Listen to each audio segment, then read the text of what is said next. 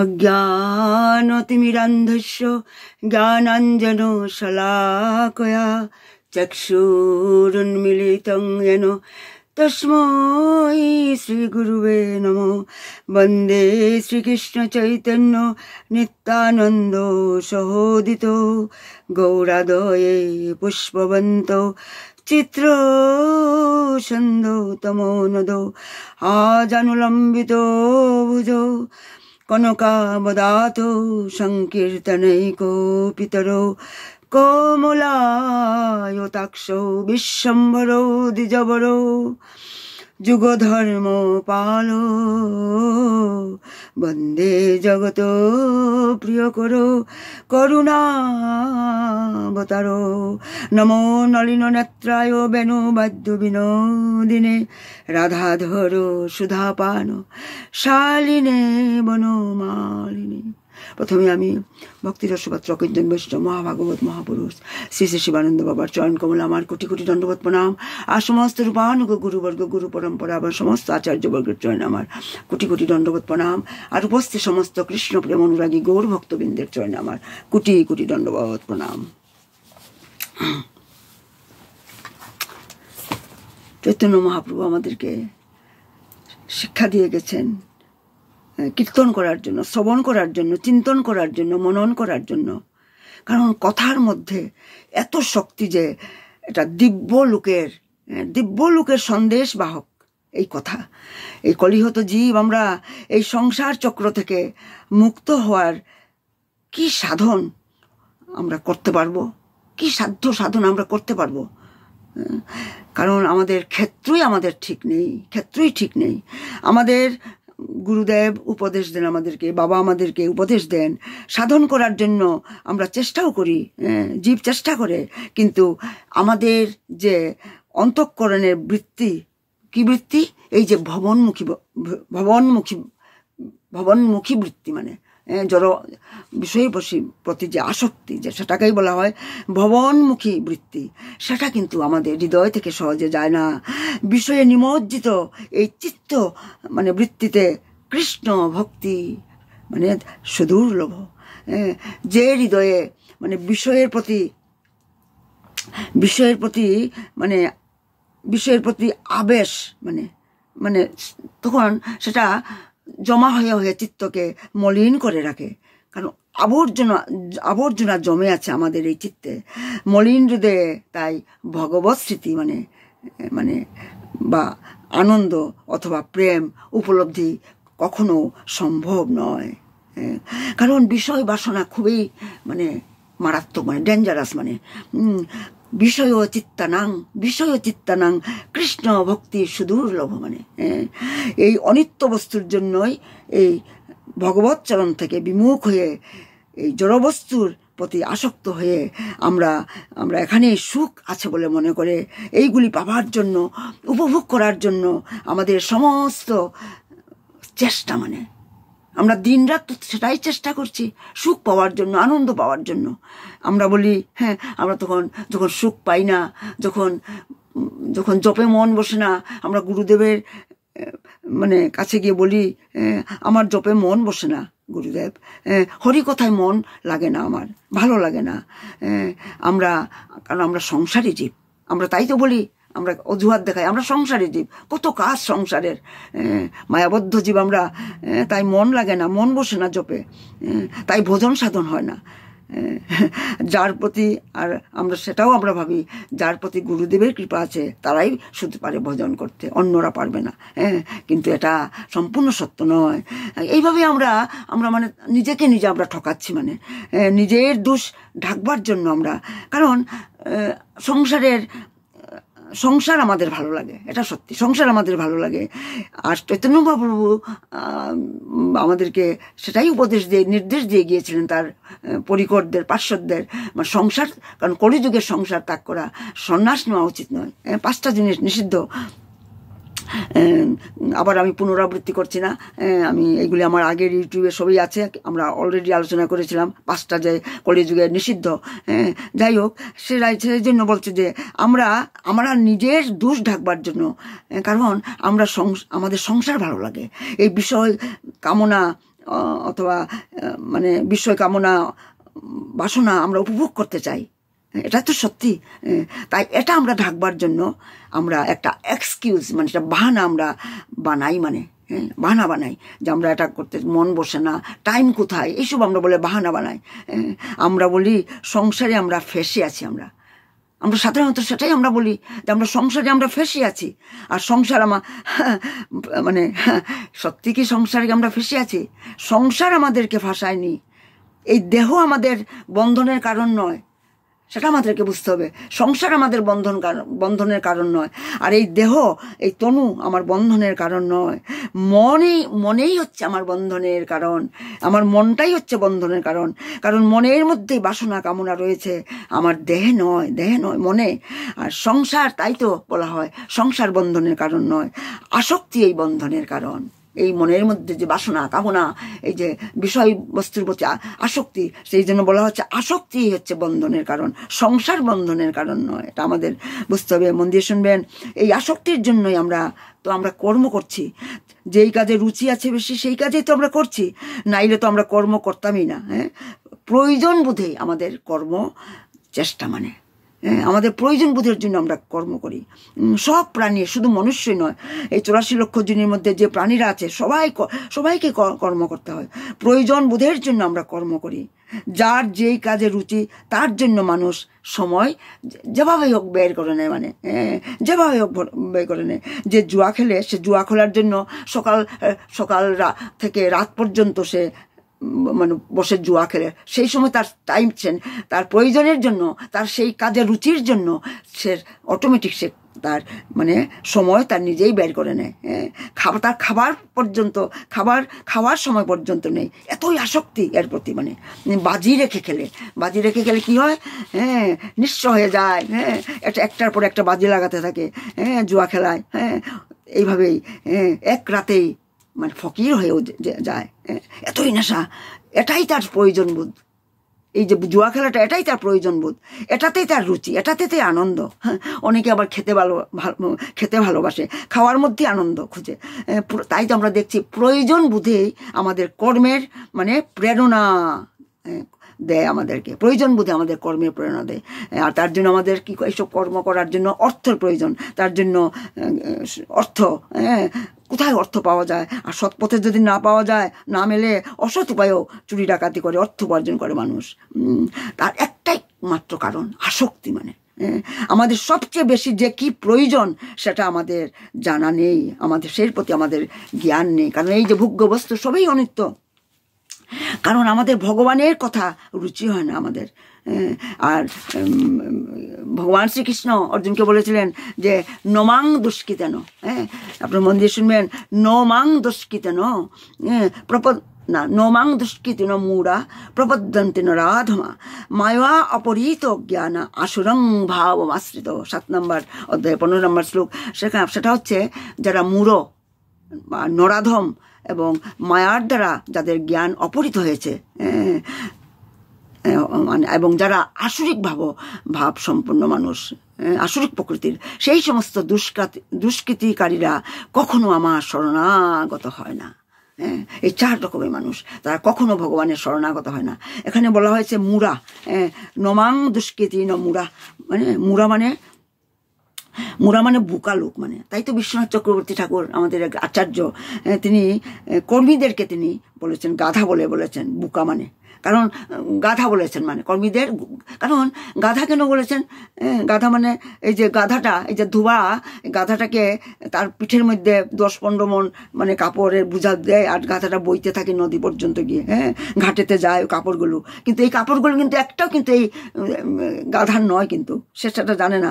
সেই গাধাটা এত যে বোঝা বইছে, কারণ সে জানে ধুবা তাকে মানে at the end of the day কাজের পর তাকে একটু ঘাস খেতে দেবে। আরে ঘাস তো সবখানেই পাওয়া যায়, এই ধুবা ঘাস না দিলে কি সেই গাধাটা কি ঘাস পাবে না? কিন্তু সেটা তার জ্ঞান নেই, হ্যাঁ, সেই জন্য তাকে মুড়া, এই জন্য গাধাকে মানে বুকা বলা হয়েছে, গাধা, সেই জন্য তাকে গাধা বলা হয়। সে মনে করছে এই ঘাস আর ধোয়ার কাজ ছাড়া আর কোথাও পাওয়া যাবে না। হ্যাঁ, এই বুদ্ধির জন্য তাকে গাধা বলা হয়। তাই তো আমরা জড়জগতেও আমরা দেখি যে এই বড় বড় মানে কর্মী, বড় বড় যারা বিজনেসম্যান, অনেক অর্থশালী ব্যক্তি কি পরিশ্রম করে, কিন্তু বাড়িতে যখন কাজের পরে বাড়িতে এসে মানে শরীর এত কাজ করতে করতে শরীরের মধ্যে বাধা মানে কি বলে বাস করেছে, মানে কত রকমের যে ব্যাধি, ডাক্তারের নির্দেশ বেশি খেতে পারবে না, এসে এত সারাদিন খাটার পরে সে 3-4 খানায় রুটি খায়। আর এর জন্য সে দিন রাত গাধার মতো পরিশ্রম করছে। কেন? কারণ মনুষ্য জীবনটা কি গাধার মতো পরিশ্রম করার জন্য আমাদের ভগবান দিয়েছেন নাকি? সেটা আমাদের ভাবতে হবে। না, আমাদের এই মনুষ্য জীবনটা হচ্ছে অথৌ ব্রহ্ম জিজ্ঞাসা। এই মনুষ্য জীবনটা হচ্ছে ভগবানের বিষয়ে, মানে ভগবানের বিষয়ে জিজ্ঞাসা করার জন্য, গাধার মতন খাটবার জন্য নয়। তাই আমাদেরকে মানে, কিন্তু মানুষ মনে করে যে এইটাই সুখ, এই যে দিনরাত কাজ করছে সংসারের যে জন্য, স্ত্রী পুত্রের জন্য, এটাতেই সুখ। কি সুখ ভাবে, দিনরাত পরিশ্রম করে এটাকে ভাবে সুখ বলে। এরা হচ্ছে গাধা, মানে নমামি প্রপদ্যন্তে মুরা দুষ্কৃতিনো নরাধম। আবার ভগবান শ্রীকৃষ্ণ বলেছে তাদেরকে নরাধমও বলা হয়, মুরাও বলা হয়, যারা গাধার মতো খাটে। নরাধম কেন নরাধম বলা হয়েছে? কারণ এই জীবনটা ভগবান আমাদেরকে কেন দিয়েছেন? আমরা তো ভগবানের মহিমাংশ জীবলোকে জীবভূত সনাতন, ভগবানের অংশ আমরা। We are the part and parcel of ভগবান শ্রীকৃষ্ণ, চিন্ময় আত্মা আমার। তাই এই জীবনটা হচ্ছে ভগবত ভজন করার জন্য, ভগবানের সঙ্গে আমার কি সম্পর্ক তা জানার জন্য, ভগবান কি তা জানার জন্য। কিন্তু মানুষ আমরা সেটা না করে এইসব আজে বাজে কাজ করে আমরা সময় নষ্ট করি। এই জন্য তো নরাধম বলা হয়েছে। নর মানে মানুষ, আর অধম মানে একেবারে নিচু, মানে সেটাই বলা হয়েছে। আমরা জানি না আমরা আত্মদর্শন কিভাবে করতে হবে। তাই আমরা ইন্দ্র তৃপ্তিতে আমরা মানে মজে থাকি, আমরা ইন্দ্র তৃপ্তিতে। কারণ মনুষ্য জীবন খুবই দুর্লভ, তার সদ উপযোগ করা উচিত।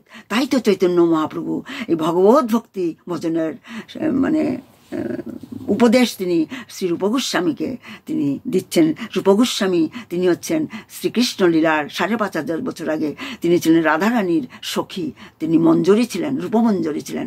এই কলিযুগে চৈতন্য মহাপ্রভুর পার্শ্বদ হয়ে তিনি এসেছেন। তাই চৈতন্য মহাপ্রভু এইভাবে মনুষ্য জীবনের অর্থ কি উদ্দেশ্য, এগুলির উপদেশ তিনি দিচ্ছেন, আমাদের জন্য দিচ্ছেন, ভগবত ভক্তির আলোচনা করছেন। তো এটাই হচ্ছে ভগবত, মানে জীবনকে সৎ উপযোগ করতে বলেছেন, কারণ মনুষ্যর জীবন দুর্লভ। এটাই মানে চৈতন্য মহাপ্রভুর শিক্ষা আমাদের প্রতি। আর সদুপযোগ করা মানেই হচ্ছে, সদুপযোগ মানে কি? মানেই হচ্ছে মানে ভগবত ভক্তি লাভ করা। এটাই চৈতন্য মহাপ্রভুর শিক্ষা। মানে মনুষ্য জীবনের অর্থই হচ্ছে ভগবত প্রেম, গোবিন্দকে ভালোবাসা, যেটা আমাদের গুরুদেব, আমি প্রায়ই এই কথাটা রিপিট করি, আর রিপিট করাই উচিত। কারণ নিত্য সদাশিবং নিত্যং ভাগবত সেবায়, রোজেই সেটা আমাদেরকে মনন করতে হবে, আমাকে স্মরণ করতে হবে। তাই তো ক্লাসে আমি প্রায়ই রিপিট করি। কারণ মনুষ্য জীবনের অর্থই হচ্ছে ভগবত প্রেম, মানে ভগবানকে ভালোবাসতে শেখা।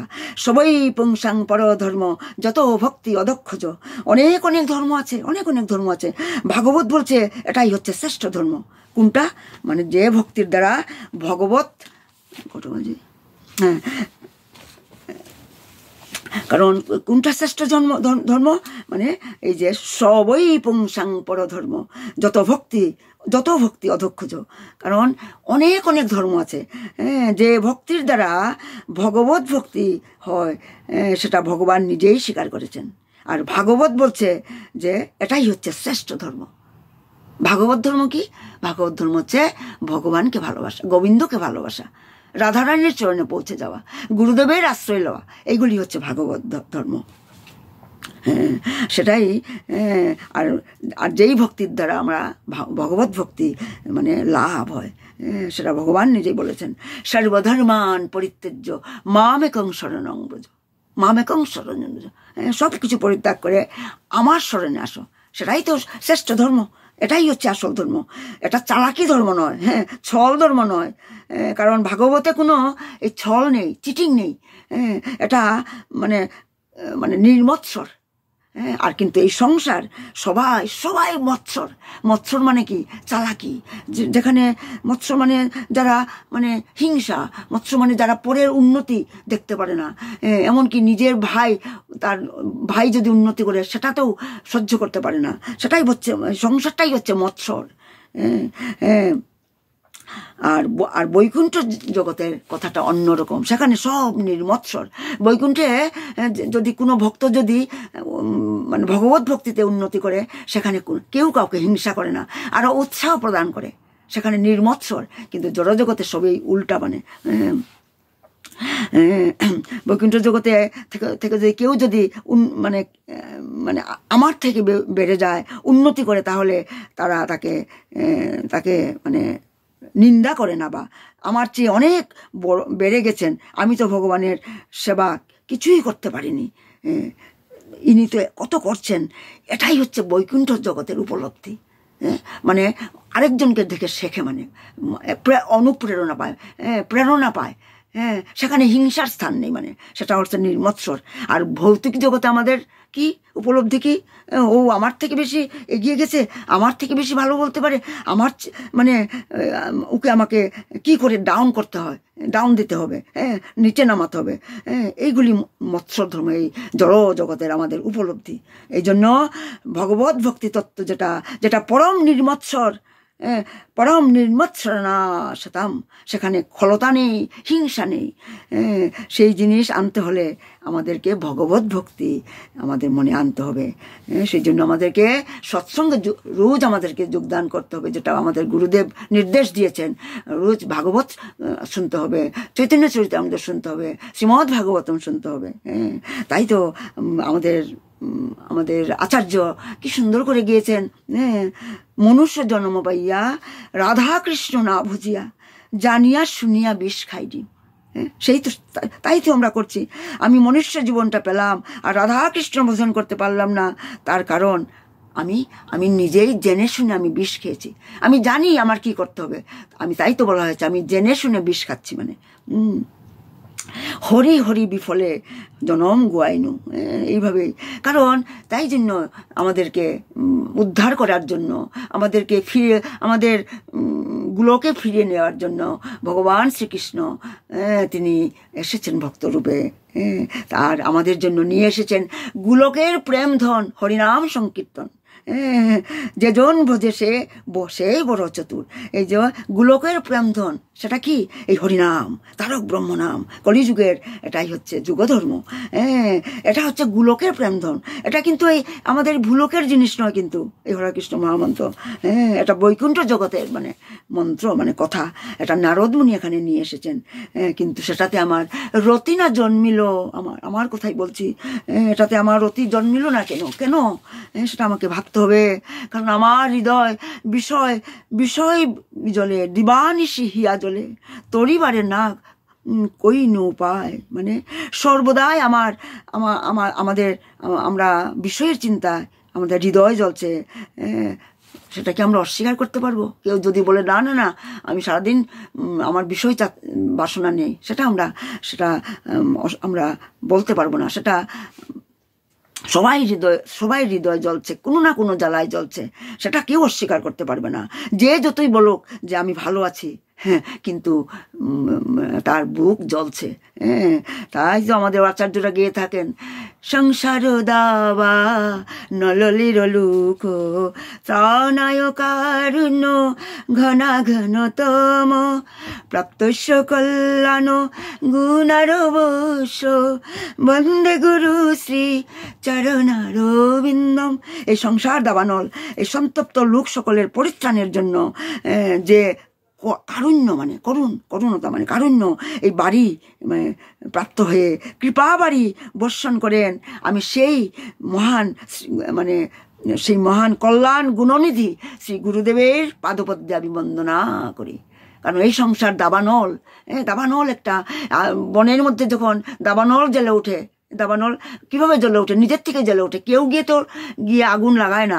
একটা মানে বাঁশের মধ্যে বাঁশ ঘর্ষণ করেই তো দাবানল জ্বলে ওঠে ইয়েতে জঙ্গলের মধ্যে। আর সেই জল মানে নেবানোর একমাত্র যখন বর্ষণ হয়, বাড়ি বর্ষণ হয়, তখনই নেবায়। ঠিক সেইভাবে আমাদের চিত্ত যখন বিষয় বাসনায় জলে বুক জলে, বিষয় বাসনায় তরিবারে কহিন উপায় বিষয় দিবানিশি হিয়া জলে, তখনই আমাদেরকে গুরুদেব সেই কল্যাণ প্রতিমূর্তি, সেই গুণনিধি, ভগবানকে গুণনিধি আমরা বলি, গুণনিধি শ্রী গুরুদেবেই আমাদের এই হৃদয়ের বাসনা নির্মূল করতে পারেন, আমাদের চিত্ত শান্ত করতে পারেন। ত্রিতাপ দুঃখ থেকে পরিত্রাণ পাবার একমাত্র উপায় হচ্ছে কি? হরিনাম সংকীর্তন। তাই তো ব্রজেন্দ্র নন্দন যেই শচীসুত হইল সেই বলরাম হইল নিতাই। ব্রজেন্দ্র নন্দন হরি, তিনি শচীনন্দন হয়ে তিনি কলিযুগে এসেছেন। আর বলরাম যিনি ছিলেন তিনি নিত্যানন্দ হয়ে এসেছেন। আর তারা এসে কি করেছেন? পাপি তাপি যত ছিল হরি নামে উদ্ধারিল, তার সাক্ষী জগাই মাধায়। পাপি তাপি যত ছিল, কারণ সেই সময় 550 বছর আগে মহাপ্রভু যখন নবদ্বীপ ধামে তিনি প্রকট হয়েছিলেন, তখন বাংলার অবস্থা খুবই খারাপ ছিল, মুসলমান রাজত্ব ছিল। তখন প্রায় মানুষ এই মায়াবাদী ছিল, তারা জানতো না who is the absolute truth. সবার মনে সংশয় মানে। আর নবদ্বীপ ধামে ব্রাহ্মণের সন্তান, তারা যত রকমের পাপ কার্য লিপ্ত ছিল, সেই যোগাই মাথাইকে পাপি তাপি যত ছিল মানে হরিনামে উদ্ধারিল। তার হরিনাম করেই তো উদ্ধার পেয়েছিল এই জগাই মাথায়। যদিও মাথায় নিত্যানন্দের মাথায় কলসির কানা মেরেছিল, ভাঙা কলসির কানা, রক্তপাত হয়েছিল।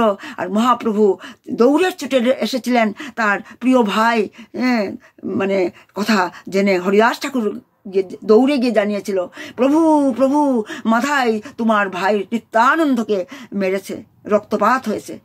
তখন মহাপ্রভু সেই সুদর্শন চক্রকে আহ্বান করেছিলেন। হি ইভোক দ্য সুদর্শন চক্র। আর নিত্যানন্দ সে থেকে পায়ে পড়ে মহাপ্রভুর, হে প্রভু, আপনি তো প্রতিজ্ঞা করেছিলেন আপনি এই কলিযুগে আপনি অস্ত্র শস্ত্র ধরবেন না, কারণ আপনি কৃষ্ণ বর্ণং তথা কৃষ্ণ সাঙ্গ পাঙ্গস্য পার্শ্বদ যজ্ঞই সংকীর্তনাদি প্রিয় জ্যোতি হে সুমেধস, আপনি এই সাঙ্গ পার্শ্বদ নিয়ে এসছেন কি? সেগুলি অস্ত্র শস্ত্র তো নিয়ে আসেননি। আপনি অস্ত্র শস্ত্র ধরবেন না বলে আপনি প্রতিজ্ঞা করেছিলেন, হরিনাম দিয়ে প্রেম দিয়ে উদ্ধার করবেন। তখন মহাপ্রভু শান্ত হয়েছিলেন। নাইলে মহাপ্রভু আসলে যারা বৈষ্ণব, যারা ভগবান গুরুদেব যদি কোনো বৈষ্ণব অপরাধ হয়ে থাকে, কোনো ভক্তের চরণে যদি আমরা অপরাধ করে থাকি, সেটা হচ্ছে বৈষ্ণব অপরাধ, হচ্ছে চরম খুবই মানে ডেঞ্জারাস। সেই বৈষ্ণব অপরাধ থেকে আমরা মুক্তি লাভ করতে পারবো না। ভগবান আমাদেরকে সেখান থেকে উদ্ধার করতে পারবেন না। একমাত্র গুরুদেব, সেই বৈষ্ণবের যার চরণে আমরা অপরাধ করেছি, সে যদি ক্ষমা করে তবেই আমরা উদ্ধার পেতে পারবো। তাই বলা হয়েছে এই যে, কারণ এই যে তার সাক্ষী জগাই মাথায়, কারণ আমরা হচ্ছে জড়জাগতিক জীব, আমরা সবসময় সাক্ষী চাই। তাই আমরা রাধা কৃষ্ণের পাদপদ্মেতে আমাদের এই প্রার্থনা আমাদের করতে হবে। আমরা মনুষ্য জীবন আমরা পেয়েছি। প্রভু, হে গুরুদেব, আমাকে করুণা করো, তুমি বিনা কে আছে আমার? এনেছি ও সুধিমালা নাসিবার লাগি, হরি নাম মহামন্ত্র লো তুমি মাগি। জীব জাগো গুড়াচাঁদ বলে। প্রণাম সবাইকে। আমার সময় শেষ হয়ে গেছে, আর 2 মিনিট আছে। এইভাবে ভগবান শ্রীকৃষ্ণের পবিত্র নাম লীলা কর্মসমূহ দিব্য মধুরসে রসান্বিত মানে। আর ভগবত বিমুখ ব্যক্তির জিহ্বা কিন্তু এই অবিদ্যারূপ পাণ্ডুরূপ জন্ডিস যেটা বলা হয়, যারা ভগবত বিমুখ যারা ব্যক্তি, তাদের জিহ্বাটা পাণ্ডুরোগের মানে দ্বারা আক্রান্ত থাকার ফলে সে সেই মধুর ভগবত তত্ত্বের স্বাদ আস্বাদন করতে পারে না। হ্যাঁ, কারণ জিহ্বাটা মানে কি হচ্ছে, মানে জন্ডিস, পাণ্ডুরোগের অবিদ্যারূপ পাণ্ডুরোগ, সেটাকে বলা হচ্ছে জন্ডিস রোগের সঙ্গে তুলনা করা হয়েছে। যারা মানে ভগবত বিমুখ ব্যক্তির জিহ্বা মানে অবিদ্যারূপ পাণ্ডুরোগের দ্বারা আক্রান্ত, সেই জন্য সে ভগবত তত্ত্বের স্বাদ মানে আস্বাদন করতে পারে না। তাই নিতাই গৌসীতানাথ প্রেমানন্দে হরি হরি বল, হরি হরি বল। ভজ হুরে মন শ্রীনন্দ নন্দন শিবানন্দ চরণার বিন্দরে, দুর্লভ মানব জনম সৎসঙ্গে তরহে এ ভব সিন্ধুরে। এ ধন যৌবন পুত্র পরিজন ই থেকে আছি পর তিতিরে, কমল দল জল জীবন টল মল ভজ হরিপদ নীতিরে। শ্রবণ কীর্তন স্মরণ বন্দন পাদ সেবন দাসরে, পূজন সখীজন আত্মনিবেদন গোবিন্দ দাস অভিলাষরে। ভজ হুরে মন শ্রীনন্দ নন্দন শিবানন্দ বাবার চরণার বিন্দরে। প্রণাম সবাইকে, আমার ভুল ত্রুটি মার্জনা করবেন। জয় শিবানন্দ বাবা কি জয়, জয় সৎসঙ্গ কি জয়, শিবানন্দ পরিবার কি জয়। প্রণাম প্রণাম সবাইকে, প্রণাম প্রণাম।